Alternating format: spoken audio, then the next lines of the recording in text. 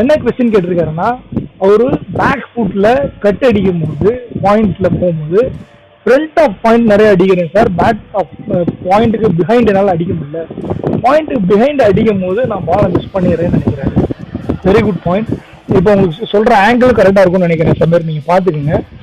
Ball short of length பிச்சா அது, நீங்கள் with நிறைய இருக்குன்னா நீங்கள் பால் வரும்போது நீங்கள் என்ன பண்ணுவீங்க, தலையை திருப்பிடுவீங்க, பால் பார்ப்பீங்க.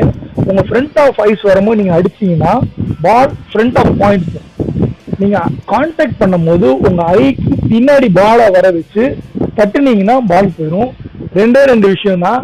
நீங்கள் உங்கள் பேட் ஸ்பீடு பாட்டம் ஹேண்ட் நல்லா ஸ்ட்ராங்காக வச்சுருக்கிறதுனால ஃப்ரண்ட் ஆஃப் பாயிண்ட் ஈஸியாக அடிக்கிறீங்க. நீங்கள் அழகாக மென்ஷன் பண்ணியிருக்கீங்க, நீங்கள் ஃப்ரண்ட் ஆஃப் பாயிண்ட் ஈஸியாக அடிக்கிறீங்க. இது உங்களுக்கு என்ன சிம்டம்ஸ்னா, உங்கள் பேட் ஸ்விங் அப்போ உங்கள் பாட்டம் ஹேண்ட் நிறைய டாமினேட் பண்ணும். அதனால தான் ஃப்ரண்ட் ஆஃப் பாயிண்ட் ஈஸியாக அடிக்கிறீங்க. இந்த கை அடிக்கும், உங்கள் பேக் ஹேண்ட் அடிக்கிறதுனால தான் பால் அங்கே போகுது. நீங்கள் கட்டு பிஹைண்ட் த பாயிண்ட் அடிக்கும் போதெல்லாம் ஃபாஸ்ட்டாக அடிக்க பார்க்காதீங்க. பாலை வர வச்சு உங்கள் கண்ணை தாண்டினோடனே பாலை தொட்டால் போதும், கேம் 4 போயிடும்.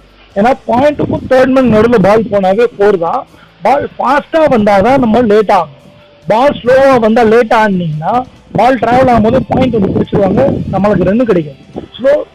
ஸ்லோவாக போடும்போது நீங்கள் உங்களோட ஃபேவரட் ஷாட் பாயிண்ட்டும் கவர்ஸ்க்கு நடுவுலேயே அடிங்க.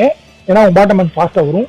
எந்தெந்த போலர் ஃபாஸ்ட்டாக போடுறாங்களோ, விட்டு கொடுக்குறாங்களோ அவங்கள கண்ணுக்கு அப்புறம் பாலை வர வச்சு லேட்டாக தட்டுங்க.